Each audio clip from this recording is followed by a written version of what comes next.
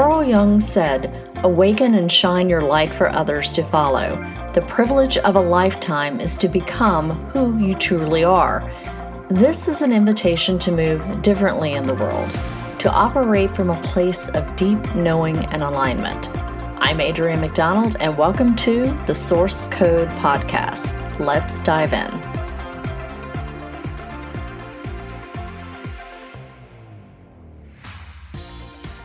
Hello, beautiful humans, and welcome back, or welcome if it's your first time. It is a very brisk day here on the mountain. We're expecting more snow soon. So why don't you grab a cozy beverage and settle in. Today I want to talk about self-trust. In a world where external voices often drown out the inner compass that we have, developing self-trust is nothing short of a revolutionary act when you think about it, especially in the light of the amount of conditioning that we have. And when you honor your inner wisdom, when you show up for yourself with unwavering confidence, no matter what life is throwing your way, it takes a sacred commitment to do that. Ironclad self-trust isn't just about believing in yourself when everything is smooth sailing. It's about standing firm in your truth, standing firm in your wisdom during life's storms, trusting that you are your own anchor. I almost made this episode about doing a vision board by human design, and I just wasn't very excited about that topic. So as we step in to this new calendar year, the one commitment that I invite you to make is to cultivate ironclad self-trust, a foundation that will guide you through any goal, any challenge, any transformation you want, whatever life has in store. And today I'm going to explore how to build this trust through some thoughts on spirituality, human design, practical action, all the things. So your human design authority is your decision-making compass. It is always guiding you towards what's right for you, whether it's the emotional clarity of emotional authority, that visceral yes or no of sacral, that instinctual knowing of splenic. To give a few examples, trusting this part of yourself is the cornerstone of self-trust. And, a few example questions, and there are many questions, reflective questions I give in my human design deconditioning guide, which I'll put the link in the show notes to, might be for emotional authority. What does clarity feel like when I'm allowing myself to ride the emotional wave? For sacral, how does my body respond when I encounter a decision that's right for me? For splenic, when have I ignored my instinct and then later realized I was right all along? Start paying attention to how your authority speaks to you. It takes time to cultivate that, to recognize the wisdom that's already there. And every time you honor it, you strengthen your connection to your inner wisdom. And number 2, the power of radical honesty. True self-trust starts with being honest with yourself, even when it's uncomfortable. And this means acknowledging your fears, your doubts, and even your past mistakes without judgment. Honesty is not about perfection. It's about clarity. And incorporating your human design authority into this honesty can be really, really transformative, because it's a muscle that you've got to exercise. Are you making the decisions that feel right for you? Notice I said feel right for you, because decision making comes within our body. Are you listening to the signals that your body is giving you? Or are you following external expectations? If you've got ego authority, am I making this decision for my heart's desire, or am I doing this to please somebody else? If you've got Self-projected authority. Does this decision feel aligned with who I truly am? And if you've got lunar authority, for those reflectors out there, how has my perspective shifted after giving myself the full lunar cycle to process this decision? Radical honesty clears the way for a deeper level of self-trust. And number 3, small promises build self-trust. Ironclad self-trust is built one small promise at a time. It is about being consistent with yourself and taking these like little baby steps sometimes at first. Every time you commit to something, big or small, and follow through, you reinforce the belief that you can rely on yourself, that you are your own anchor. And let your authority guide these promises. Like for sacral authority, what small daily actions feel like a yes in your gut? Like for emotional authority, I'm an emotional authority. What promises feel emotionally aligned after the wave settles? Like I know now, if I'm in the middle of a wave, that it could go either way. So I need to let that wave settle. For splenic, what immediate instinctual nudges can you act on today? Each of those is a potential fulfilled promise, and every one of those promises that are kept is a brick in the foundation of your self-trust. Now, number 4 is spiritual anchors for self-trust. Spiritual practices can ground you in self-trust, connecting you to something that's greater than yourself. Human design authority, you can use that to have some practical tools to anchor in your spirituality. If you're an emotional authority, journaling during emotional waves, I've used that. It's extremely helpful because it can help you understand your process and gain clarity. If you're sacral, practices like breath work and movement can help you tune into your gut response.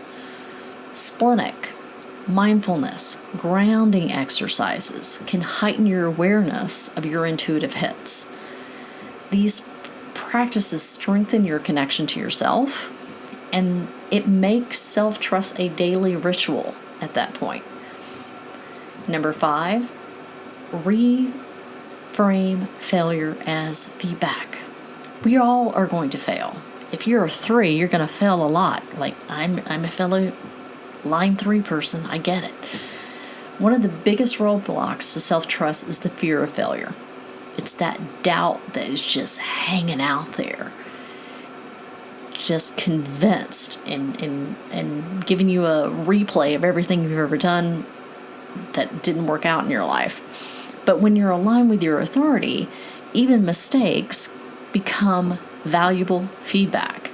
Your authority helps you discern what is right for you, and if something doesn't work out as planned, it's a step towards a deeper alignment, a deeper expression of the not being in the shadow, but it being in the gift.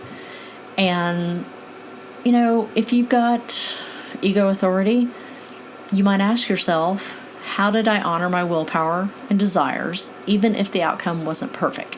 If you've got lunar authority, what patterns or lessons emerged during this cycle? I could say the same thing for emotional authority. What patterns or lessons emerged during the emotional wave? Because failure isn't the end. We all are going to have that experience over and over again over time. This can be an invitation to trust yourself more. Number 6, and this is a big one, release the need for external validation.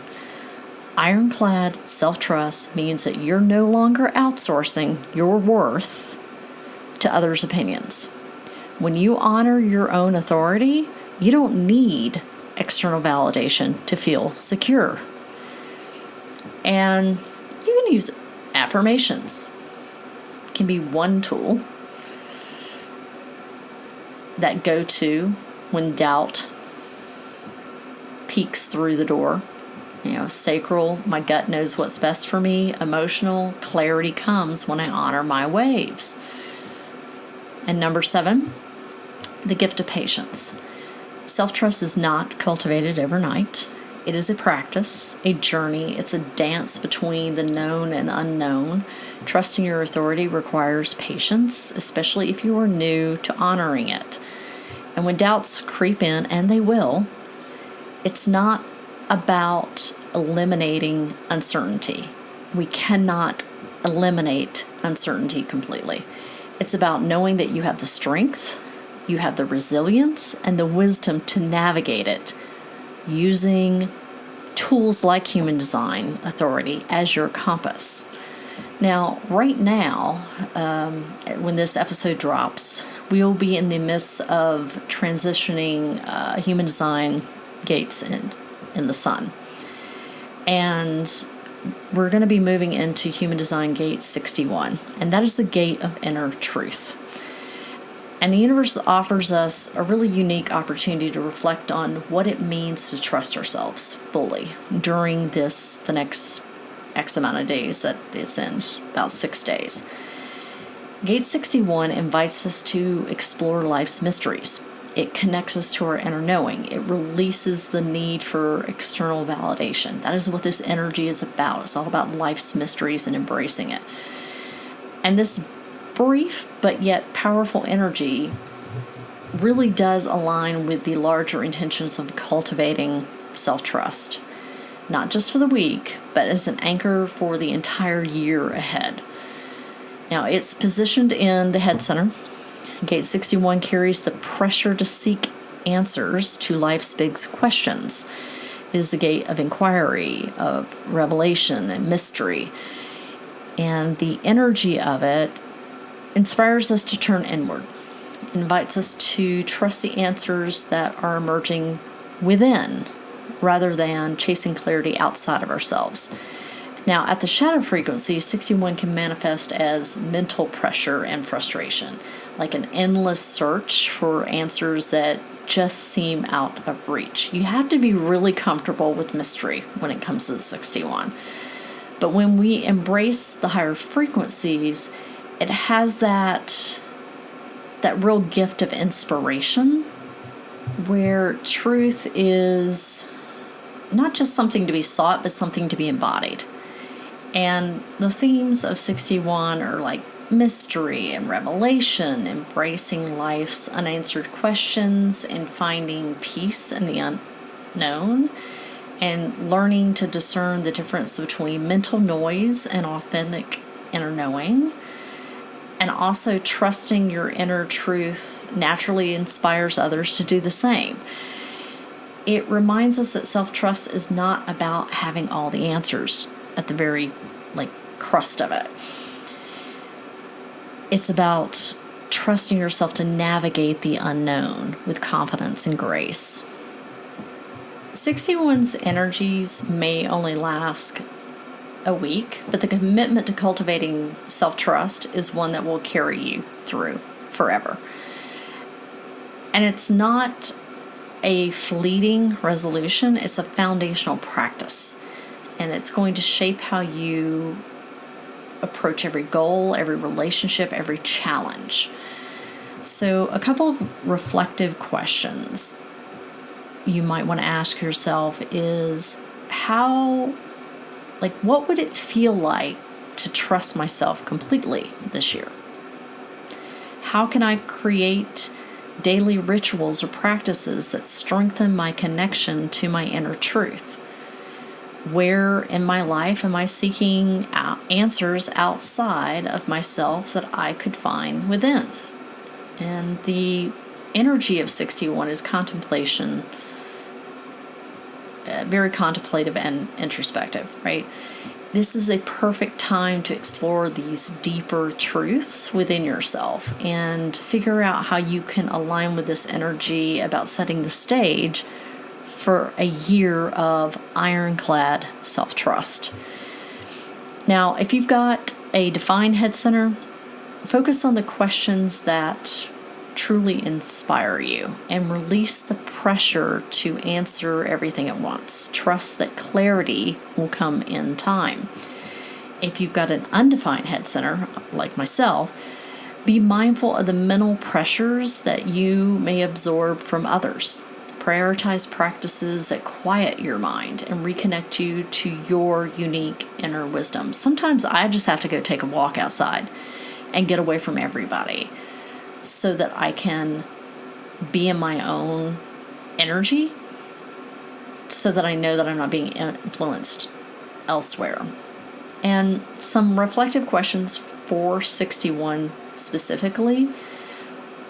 Think about what deep questions have been surfacing for you.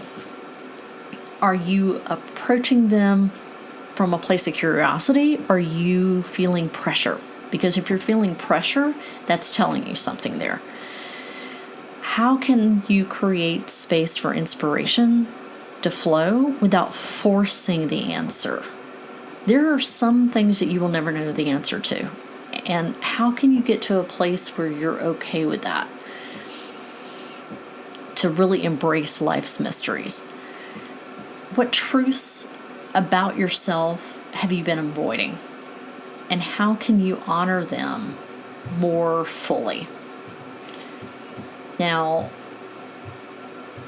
again, there are several different practices that I could suggest to strengthen self-trust: meditation, journaling, any type of creative expression. Channel that energy into painting, into writing, into any jewelry making, whatever floats your boat there. Nature. Getting out in nature, spending out time outdoors to quiet your mind and reconnect with that flow of the seasons. Really, really powerful. But remember that every day offers you a new opportunity to honor your inner wisdom and to trust yourself more deeply. And with Gate 61's transit, that just invites you to reflect on the deeper questions of your life. But the real transformation happens when you commit to cultivating ironclad self-trust. And that commitment is not about having all the answers. Again, it is not. It's about trusting yourself to navigate the unknown, again, with confidence, with grace, and with courage. Just start with one small step. Just honor your human design authority in one decision today and see how that feels. Create space for stillness and listen. Let the questions come up within you. Or take one aligned action that strengthens your connection to your inner wisdom. I want you to imagine a year where you trust yourself completely. A year where every decision, goal, action flows from that place of deep knowing and confidence. That is the gift of cultivating ironclad self-trust. And there are so many tools out there. Human design is just one of them. I like it because it gives you an opportunity, a map to know how to best use your energy, how to best make decisions. If you have patterns that you're trying to break, it gives you some awareness of where you may go digging for more information. That's what I love about this tool. But instead of just focusing on external milestones, think about committing 2025 being the year you anchor into self-trust. Because every success you create will naturally flow from that foundation. I appreciate you listening today. I hope you found this insightful and helpful. If you did, please share the episode out. If you feel so moved, please leave a review.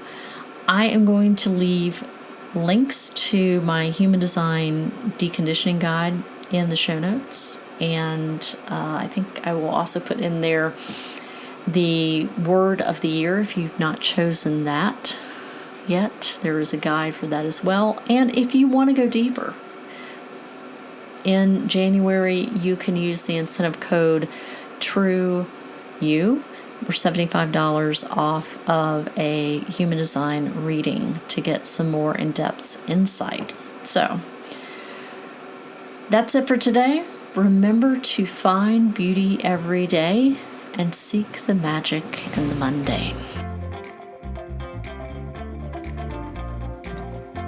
Thank you for listening to the Source Code Podcast. If you found this episode insightful and feel moved to, please leave a review and share it out with those you believe will find it helpful. You can check out my website for more information at www.adrianmcdonald.com. And for more of my more regular musings, connect with me on Facebook, Instagram, Threads, and LinkedIn. I hope you have a beautiful week.